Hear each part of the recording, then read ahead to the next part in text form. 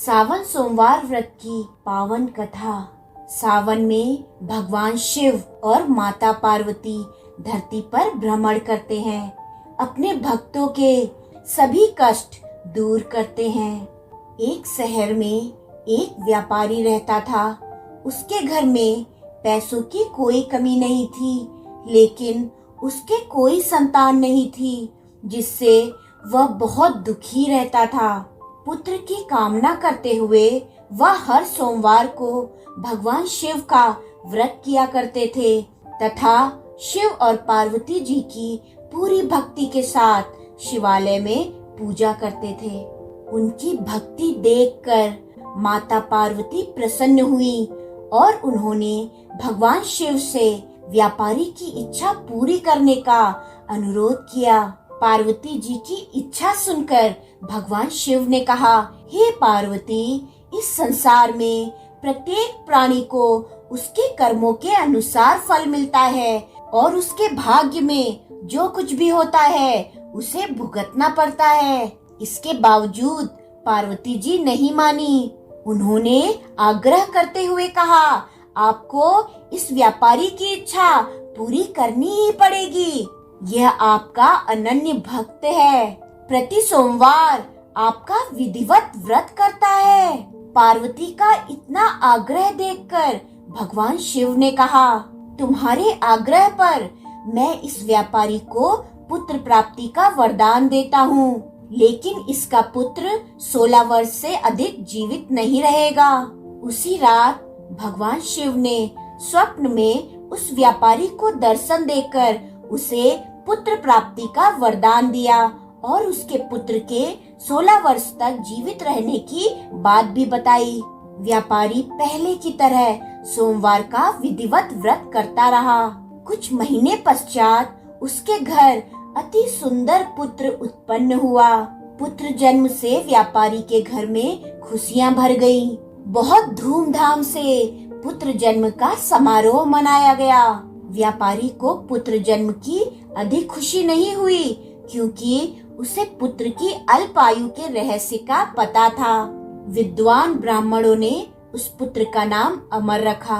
जब अमर 12 वर्ष का हुआ तो शिक्षा के लिए उसे वाराणसी भेजने का निश्चय हुआ।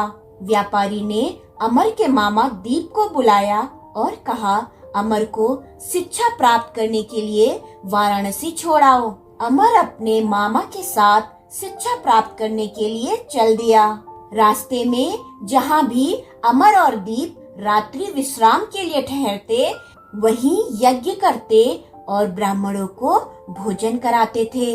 लंबी यात्रा के बाद अमर और दीप एक नगर में पहुँचे।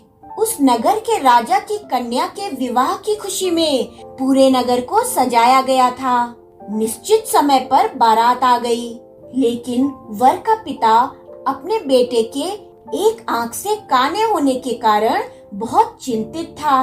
उसे इस बात का भय सता रहा था कि राजा को इस बात का पता चलने पर कहीं वह विवाह से इनकार न कर दे। वर के पिता ने अमर को देखा तो उसके मस्तिष्क में एक विचार आया। उसने सोचा, क्यों ना इस लड़के को दूल्हा बनाकर राजकुमारी से विवाह करा दूं। विवाह के बाद इसको धन देकर विदा कर दूंगा और राजकुमारी को अपने नगर में ले जाऊंगा। वर के पिता ने इसी संबंध में अमर और दीप से बात की। दीप ने धन मिलने के लालच में वर के पिता की बात स्वीकार कर ली। अमर को दूल्हे के वस्त्र पहनाकर राजकुमारी चंद्रिका से विवाह करा दिया गया। अमर जब लौट रहा था तो सच नहीं छिपा सका और उसने राजकुमारी की ओढ़नी पर लिख दिया, राजकुमारी चंद्रिका, तुम्हारा विवाह तो मेरे साथ हुआ था। मैं तो वाराणसी में शिक्षा प्राप्त करने जा रहा हूँ। अब तुम्हें जिस नवयुवक की पत्नी बनना पड़ेगा वह कान्हा है। जब राजकुमारी ने अपनी ओढ़नी पर लिखा हुआ पढ़ा तो उसने काने लड़के के साथ जाने से इनकार कर दिया। राजा ने सब बातें जानकर राजकुमारी को महल में रख लिया। उधर अमर अपने मामा दीप के साथ वाराणसी पहुंच गया। अमर ने गुरुकुल में पढ़ना शुरू कर दिया। जब अमर की आयु 16 वर्ष पूरी हुई तो उसने एक यज्ञ किया। यज्ञ की समाप्ति पर ब्राह्मणों को भोज कराया और खूब अन्न वस्त्र दान किए। रात को अमर अपने शयन कक्ष में सो गया। शिव जी के वरदान के अनुसार शयनावस्था में ही अमर के प्राण पखेरु उड़ गए। सूर्योदय पर मामा अमर को मृत देखकर रोने पीटने लगा। आसपास के लोग भी एकत्र होकर दुख प्रकट करने लगे। मामा के रोने विलाप करने के स्वर समीप से गुजरते हुए भगवान शिव और माता पार्वती ने भी सुने।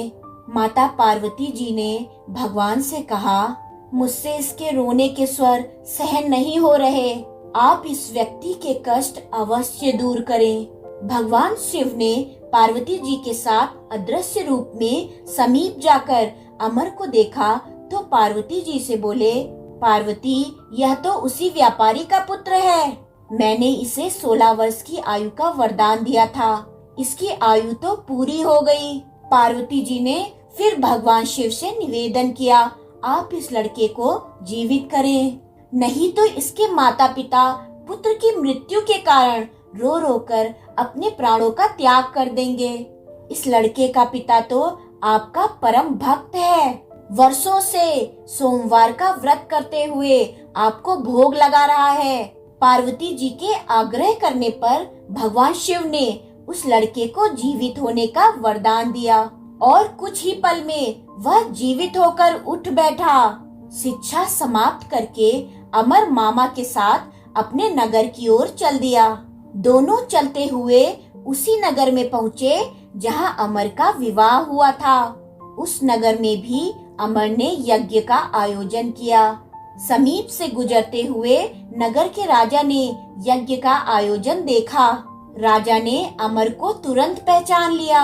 यज्ञ समाप्त होने पर राजा अमर और उसके मामा को महल में ले गया और कुछ दिन उन्हें महल में रखकर बहुत सा धन वस्त्र देकर राजकुमारी के साथ विदा किया। रास्ते में सुरक्षा के लिए राजा ने बहुत से सैनिकों को भी साथ भेजा। दीप ने नगर में पहुंचते ही एक दूत को घर भेजकर अपने आगमन की सूचना भेजी।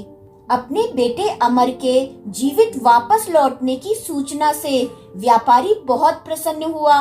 व्यापारी ने अपनी पत्नी के साथ स्वयं को एक कमरे में बंद कर रखा था। भूखे प्यासे रहकर व्यापारी और उसकी पत्नी बेटे की प्रतीक्षा कर रहे थे। उन्होंने प्रतिज्ञा कर रखी थी कि यदि उन्हें अपने बेटे की मृत्यु का समाचार मिला तो दोनों अपने प्राण त्याग देंगे। व्यापारी अपनी पत्नी और मित्रों के साथ नगर के द्वार पर पहुंचा। अपने बेटे के विवाह का समाचार सुनकर पुत्र वधू राजकुमारी चंद्रिका को देखकर उसकी खुशी का ठिकाना न रहा। उसी रात भगवान शिव ने व्यापारी के स्वप्न में आकर कहा, मैंने तुम्हारे सोमवार के व्रत करने और व्रत कथा सुनने से प्रसन्न होकर तुम्हारे पुत्र को लंबी आयु प्रदान की है। व्यापारी बहुत प्रसन्न हुआ। सोमवार का व्रत करने से व्यापारी के घर में खुशियां लौट आईं। शास्त्रों में लिखा है कि जो स्त्री पुरुष सोमवार का विधिवत व्रत करते हैं और व्रत कथा सुनते हैं, उनकी सभी इच्छाएं पूरी होती हैं।